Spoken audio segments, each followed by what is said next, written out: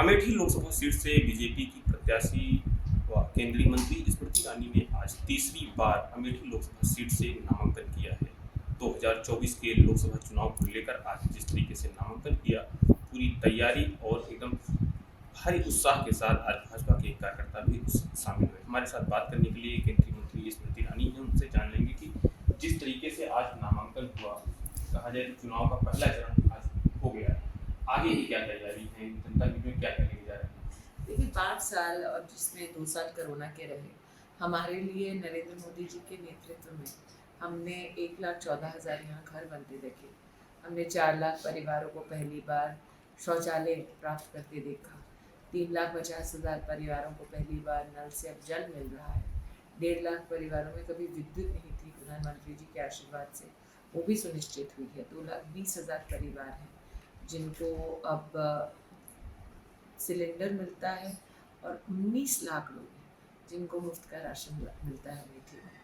आप अगर इंफ्रास्ट्रक्चर देखें तो 262 गाँव है जिसमें पहली बार पक्की सड़क बनी है, मेडिकल कॉलेज बन रहा है, सीएमओ का दफ्तर बन रहा है, कलेक्ट्रेट बन रहा है, सर्किट हाउस यहाँ पे बनने की तैयारी हो रही है, न्यायालय बन रहा है, साथ ही फायर ब्रिगेड की व्यवस्थाओं को और भी सुदृढ़ किया जा रहा है।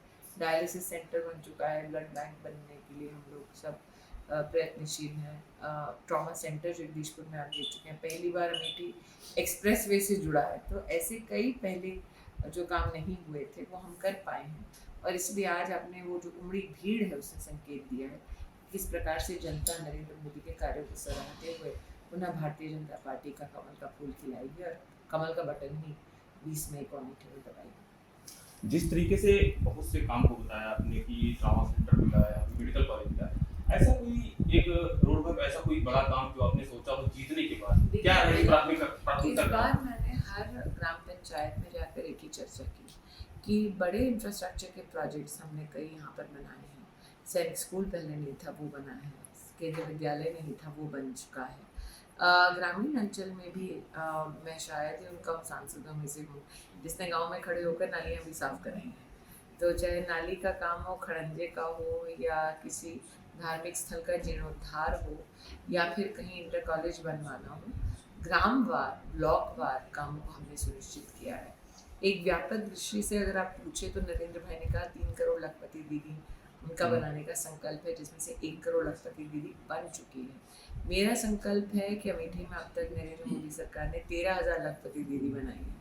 हम आने वाले 5 साल में 50,000 लखपति दीदी अमेठी में बनाएंगे। जी, अमेठी लोकसभा सीट की अगर बात की जाए तो यहाँ पे लगातार चर्चा कहानी की बात चल रही है, प्रत्याशी कांग्रेस पार्टी की तरफ से कौन होगा, वह वो मची हुई है, सिर्फ कयास लगाए जा रहे हैं।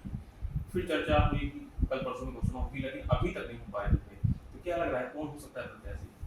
ये कांग्रेस का विषय मेरा विषय नहीं है। एक प्रत्याशी को लेकर अगर गांधी परिवार आते हैं, या क्या मतलब क्या लग रहा है कि क्या लग रहा है कि सांसद की स्मृति ईरानी के चेहरे से डर रहे हैं या भाग रहे हैं, या फिर उतारने में मैं नहीं कहूँगी हम मोदी की गारंटी लेकर अमेठी की धरा पर लड़ रहे हैं। अमेठी में जब जो भी कांग्रेस का प्रत्याशी आएगा उनको निश्चित रूप से जवाब देना पड़ेगा कि 15 साल लापता सांसद के परिवार में सत्ता थी केंद्र में, तब ये सारे काम क्यों नहीं हुए? ऐसा क्यों है कि 4 लाख परिवारों में अमेठी में टॉयलेट नहीं था? प्रति परिवार अगर आप 4 लोग भी देखें तो इसका मतलब 4 लाख परिवार मतलब 16 लाख लोगों के पास अमेठी में टॉयलेट नहीं था। ये क्या कोई सोच सकता है कांग्रेस के गढ़ के बारे में?